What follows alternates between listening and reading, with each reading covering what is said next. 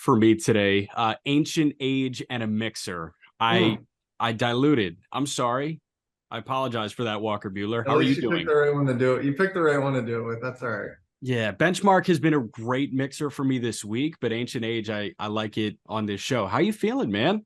I'm good. I'm good, man. Everything's rounding out. Hopefully, I'm supposed to be in a game on the 29th, but we got to see kind of what's going on with the complex league and all that stuff. So maybe on a little 5-day delay on that, but getting our stuff. And I threw 2 innings the other day, so that was good.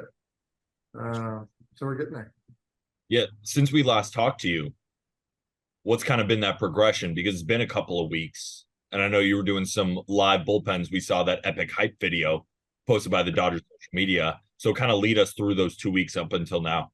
Yeah, we're I mean, I've been on a 5-day, so I've thrown 4 live. So, 4 kind of times through throwing a bullpen, then a game, bullpen, then a game, kind of more normal for what we do, right? So, yeah, just kind of building up. You go an inning, a long inning, and then the kind of 2 that I did this past time. So, that was like 20 and 12. This next one will probably be like 20 and 20, and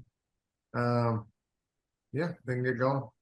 So I've seen a lot of guys, come through Indy that are recovering from TJ, and we've got a guy, Max Kranick, right now who, whenever he throws, he's got a ton of people standing around. And we saw that video in Arizona, and there were a ton of people that came out of the dugout to watch you throw. And I'm sure at the complex, you had a bunch of people standing right behind home. Are there so first one, I'm sure there are nerves, right? Because it's a new thing. You're entering this next step of recovery. But as you throw, live 3, live 4, do those kind of stick around? Is the presence of other people, like you're putting on a show in your recovery, does that, I don't know, stress you out, or is that some nervous excitement? What's going on? I think it's good. If you think about, throwing in front of 20 people as kind of the first step to then go throw in a double A game or a triple A game and then the big leagues. And, you throw in 94, 95 maybe. But if you want to get to 100, like there's other things other than just the arm, right? So adrenaline and excitement and conviction and all that kind of stuff. And the more and more people that are around you, I think helps that stuff, and something that I've kind of embraced and enjoy, I guess. Yeah. And when you're in these live ABs, you're not facing bots out there, right? Like these are good hitters. Is there anybody that's getting a piece off you and like talking shit, getting you fired up? No, I mean, we mess around. I have in the past potentially put a bounty on myself to try and get the juices going a little bit. Mm-hmm. I may have to do that if we do another live, but there's things you can do to kind of get everybody going a little bit. Sure. All right. So you're finishing up in Arizona, and hopefully a rehab is coming really soon for Walker Buehler. A couple of guys, and we'll get the bad news out of the way right now, because we had a great but sad conversation in regards to McClanahan. Like, it's a negative place where it started, but we had a great in-depth conversation about that last week. And now, since we last spoke, Trout, it was a hamate thing, or I guess a wrist thing, because the hamate's gone. But Ohtani has a partially torn UCL, and to quote, some degree, Felix Bautista has a UCL issue as well. So in the span of a week and a half, we've got 3 of the biggest names in pitching that are going down with UCL issues. So we're going to revisit it. And I don't know if this is going to look like, beating a dead horse, but let's start with Bautista first. This guy's been the best closer in baseball. Losing him, obviously you've got Cano and you've got other guys. Coulomb has been throwing well in that Baltimore pen, but for a young team that's relied on that beast in the 9th inning, how big is that loss? Yeah, I mean, I think for him it sucks. It's kind of that breakout year. I think this might be his first All-Star team, I think, and then for his season to probably end in that way is obviously no fun and just kind of a shitty situation. But they're a young team, and it'll be interesting to see. You'll kind of get a read on how important he is for them. Those younger teams kind of ride waves a little bit more than probably more veteran teams. So yeah, it's a big loss for them, especially where they're probably going to be playing in October in some form or fashion, and having guys like that, you can never have too many of them. This might be a shit question that garners a shit answer, but when you hear about a UCL injury, right? Because we don't know if Felix Bautista is going to get Tommy John surgery. Right. We're sitting here and waiting. When you hear that, right? Because we've seen guys like Masahiro Tanaka, right? Yep. Had a UCL in 2014 and then kind of comes out and talks about it in 2019. When you hear UCL injury, dealing with one yourself, like what could possibly happen? Like, could Orioles fans see him back soon? What's the severity? Yeah, I mean, this late in the year, it's kind of difficult. Obviously, with the success that everyone has had having Tommy Johns and that surgery kind of advancing, I think the old school, maybe 20 years ago, there's a little bit more of, hey, let's try and rehab this thing or rest it for 4 or 6, 8 weeks and see if it kind of comes back together. But seemingly now it's more if there's really a tear or a partial tear or a tear. Like my situation was a little different. Mine was getting cut basically. Mm-hmm. They're all kind of TJ-able now, right? They're not necessarily, there's not as much like rest and rehab, hope the UCL gets fixed things. And it's a lot more of let's just go in and fix this thing because the success rate on that surgery is so high. When you say he was getting cut, is that like loose bodies? Were there bone spurs that were there and they were kind of hanging around the UCL? I essentially had a torn flexor tendon that calcified at one point, and a little piece of that popped off and went into my ligament. Oh yeah. That sounds gross. Thanks for sharing though. Yeah. Calcified? That word sounds horrible. You'd be very surprised at how many big time starting pitchers UCLs are calcified. Ugh. Fascinating. Yeah, that is an SAT word. It just gets worn. They get worn down so much, and if they don't tear, they don't get as much blood, and so then they kind of like fuse. It's interesting. So it's a weird. I like that you brought up the initial thought was let a partial tear, maybe rest for a couple of weeks, because that's what the Phillies tried doing with Painter this year. Andrew Painter, that stud pitching prospect. I think he's 20 years old now, but I mean, it was like, okay, he was on the shelf for 3 months, and then they decide to go forward with TJ. I don't know. At that moment, I think the pessimist and a lot of baseball fans said, hey, they just delayed the inevitable by 3 months, but there was still that glimmer of hope. So now, like, just pivoting to Ohtani real quick, I think there is still that glimmer of hope, especially because he's in alien life form and he's got an 1800 OPS since it was announced he tore his UCL. Right. Yeah, that's an interesting one. The second one in 5 years is a tough one, right? Because, typically, at least my thought process or kind of somewhat of an educated thought on it is like, if that ligament re-tears in the first couple of years, it's usually a surgery issue, right? The surgery didn't go well, or the ligament didn't kind of fuse together right. And then they say that the average lifespan is 8 to 10 years on these things. So you get a guy that has a surgery at 5 years. It's kind of an interesting, we don't know what's going on. Is there like an anatomical thing that's not right? Is there a throw? Is it that he's throwing 100 and throwing sliders that are this big and splitters and all that kind of stuff? But I think one of the big things with the Asian pitchers, you touched on Tanaka and playing with Maeda and Ryu, like even I think going back to Daisuke, there's a big kind of the way they train growing up is so much more volume based, and these guys end up strengthening everything, including the UCL, but a lot of them are able to pitch through way more significant UCL injuries than I think most American players. Did you ever read The Arm by Jeff Passan? Yeah. That was a phenomenal book, and like a third of the book was dedicated to borderline overuse, but volume-based training in Japan. Yeah, and we all, I've heard all these stories of guys back in the day that, they have a tear in their shoulder, but we usually use a 10-pound dumbbell on a raise, right? Like there's pitchers that have done 40s because something's torn and they strengthen everything else and then they can pitch, right? Like there are different ways to go about it. Obviously some better, some worse, but just because something is torn doesn't always mean that you can't go perform at a high level. But, I think this Ohtani thing is interesting because free agent after the year, typically we look at the Bryce Harper, Tommy John, those guys can hit in games about 6 months after a surgery. So now we're buffing up against him missing time next year. as a hitter as well. So it'll be really interesting, I think, to see how much risk they take in, hey, let's rest this thing for 2 months from throwing and see where we're at, because then you're into October and the schedule gets real tight there at the end of that thing. I'm also curious just about that volume training. Like when you were sharing a clubhouse with Ryu and Maeda, did you notice that they had a kind of a different plan coming over, that they were throwing a lot more, or did they start to adjust to what everybody else was doing?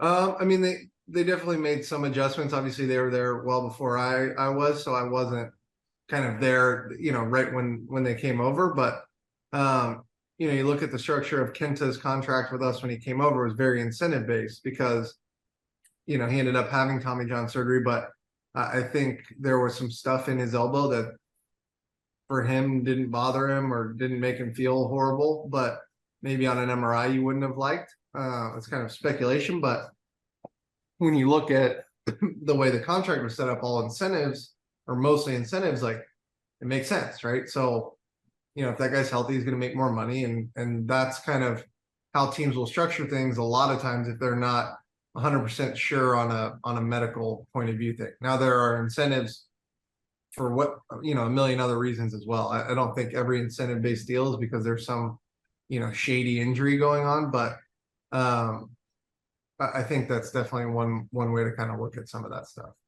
Let's get off the elbow and go to something shittier and the shoulder. Thoracic outlet sucks. Like, let's just make this thing suck right now. So this is already a lost podcast. We're kind of cooked anyways.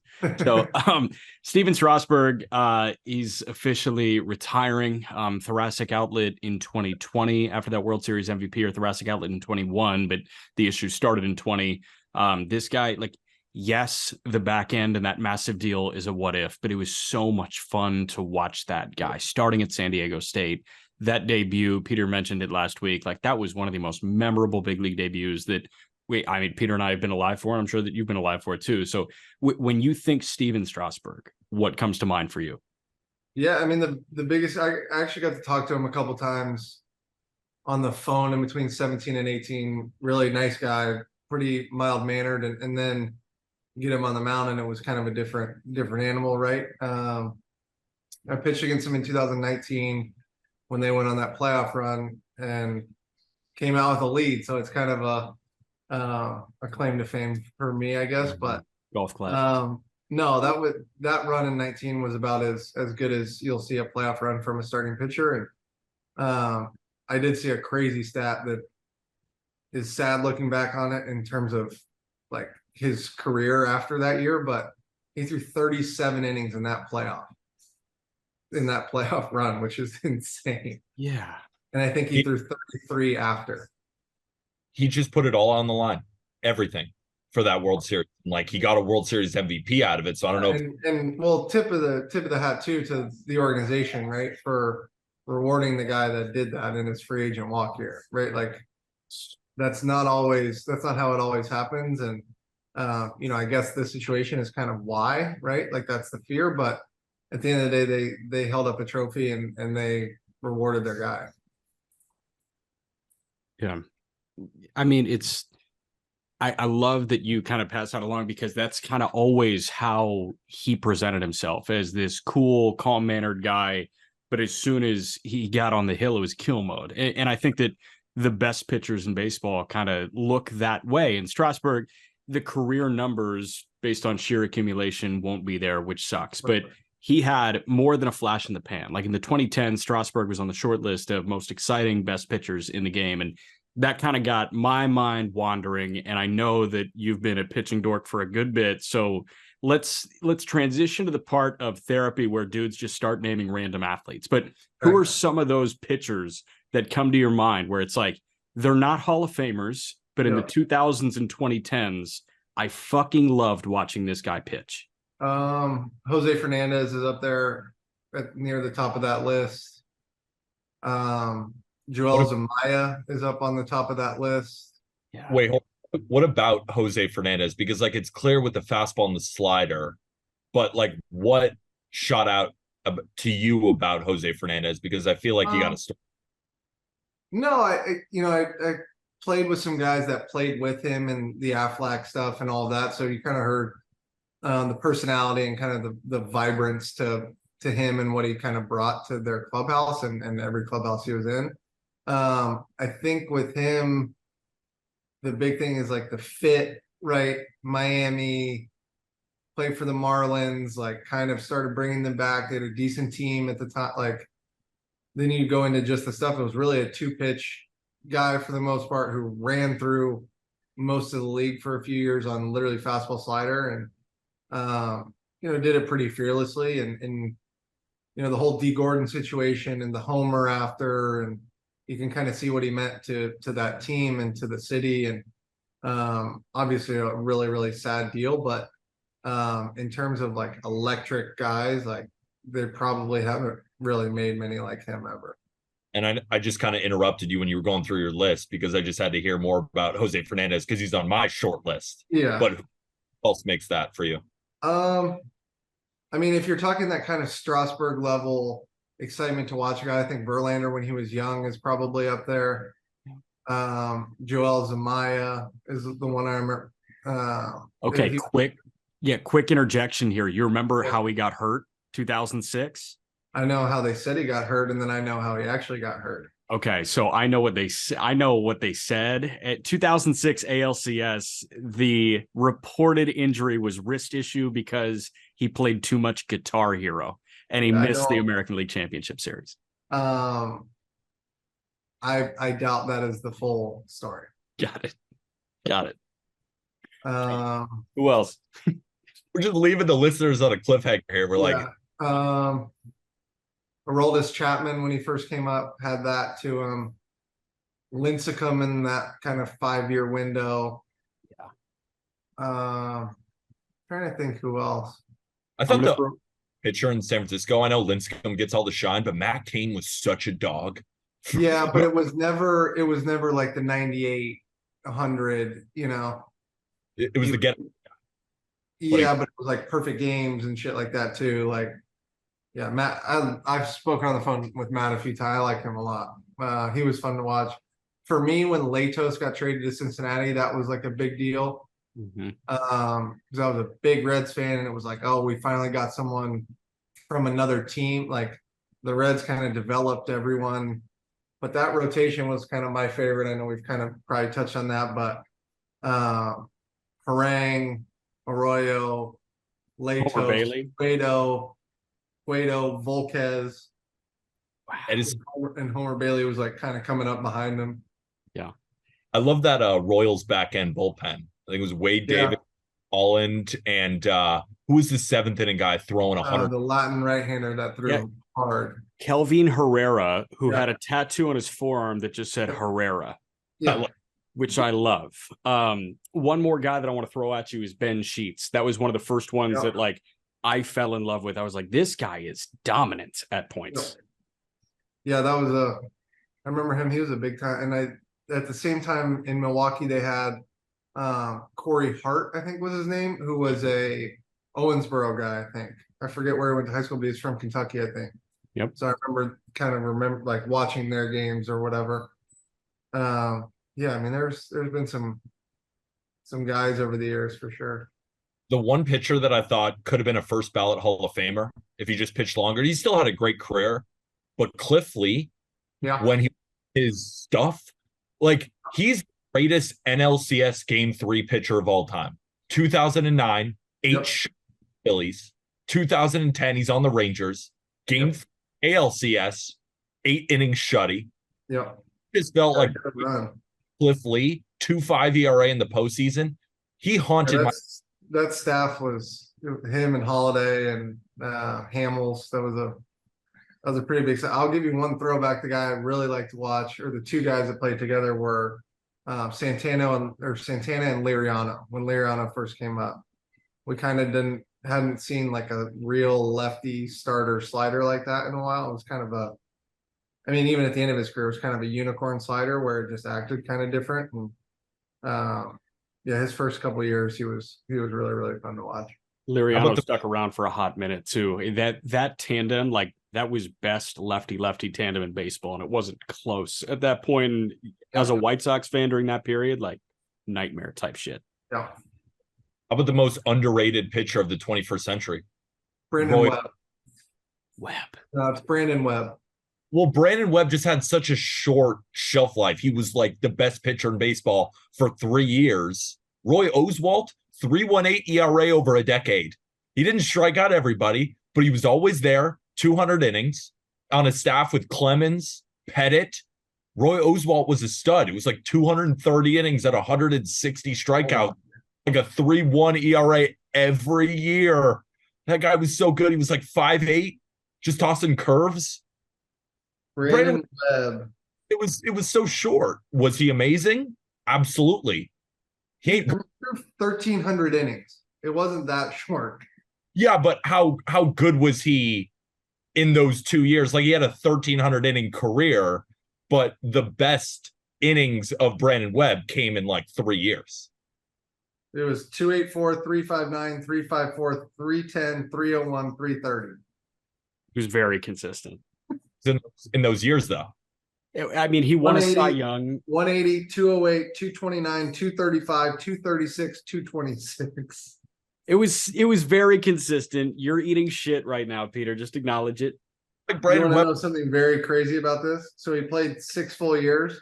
He had 30 WAR. He had 5 WAR a year for his career. That's incredible. Okay, I like that shout. Most underrated pitcher of the 2000s is Brandon Webb. Kentucky guy. Oh, is he? University of Kentucky. I know he's doing some Diamondbacks like pre and post, so I just thought he was an Arizona guy. But Ashland, Kentucky. How about that? Okay. I want to wrap by talking about something in Kentucky in November, and the floor is yours on that. Really cool stuff happening from the Buehler Family Foundation. Yeah, the Buehler Family Foundation, our 4th event. So we've got some cool stuff coming up. This is the first year that we're actually going to take our foundation and kind of do our own thing as opposed to kind of donate. We'll still do some stuff with cancer research. That's never going to change for us. But I've kind of recently personally started doing a lot of the hot tub, cold tub, sauna kind of wellness-y stuff. And not to be like the Joe Rogan super fan, right? But I know it's kind of going around the country. So our plan is within the next kind of 12 to 18 months to set up one of those for first responders back home. And so it'll be free for them. And that's kind of what we want to do. And, we'll branch into some other stuff, but our golf event last year, we raised $201,000 last year. So for a little charity golf event in middle of November in Lexington, we're pretty proud of it. And so we'll do that. I think we're going to do some other events next year, kind of trying to expand it a little bit, but we're excited. It's cool that it's going to be Lexington, and you're going to expand to LA as well, I'm sure. Yeah, I think we're going to do, Kirsch does his ping pong event. We've kind of knocked around some ideas similar to that. Maybe a cornhole event I think would be really cool. I'm probably going to do a bourbon and cigar event in LA, I think, at some point. Sure. One of my favorite restaurants, the guy out there wants to do it. So, we've got some ideas we're kicking around, but, hopefully we'll have another auction, online auction like we did last year. We put some really cool stuff up. So, as we get closer, we'll kind of start putting that stuff out there. But, we're always looking for sponsors and help and whatnot. But Buffalo Trace has helped us a lot, and Yeti coolers have helped us. And, True Spec Golf is kind of the big driver of a lot of the prize packages and stuff. So we got Red Vanley on board this year, which would be really cool. And then a new hat company called D Hudson that we're working with. So we're gonna have big packages and big prizes. We always do a pretty good job with that stuff. What's the routine? Is it hot, then cold, then hot, or is it cold tub, then hot, then cold? How do you go about it? I go sauna cold. So if I'm feeling real good about myself, I'll go sauna cold. That's it. Red light room after that. But if I need a little extra motivation, it'll be sauna cold, hot, cold. But And since I'm trying to learn how to stay away from the hot. And since you started it, it really works for you. You like it. Yeah, I think there's obviously some physical stuff that's involved with it that's helpful. But you know, for me, it's the mental part of it of like, all right, every day I have this 3-minute challenge or 4-minute challenge to sit in this cold tub and figure out how to get through it, right? And you can do that stuff in 30 minutes, right? You get in the sauna for 20, you go get in the cold tub for 2 minutes, and then you're out of that place. If you want to be, right. And so thinking of kind of all the stuff that has happened in our country that first responders have dealt with, for me, like if they can stop on their way home from work and instead of, you know, I don't really have much room to talk about stopping and having a drink, but if they can stop and do that, kind of have a little checkout before they get home to their families and stuff. I think there's a lot of benefit to it, and something that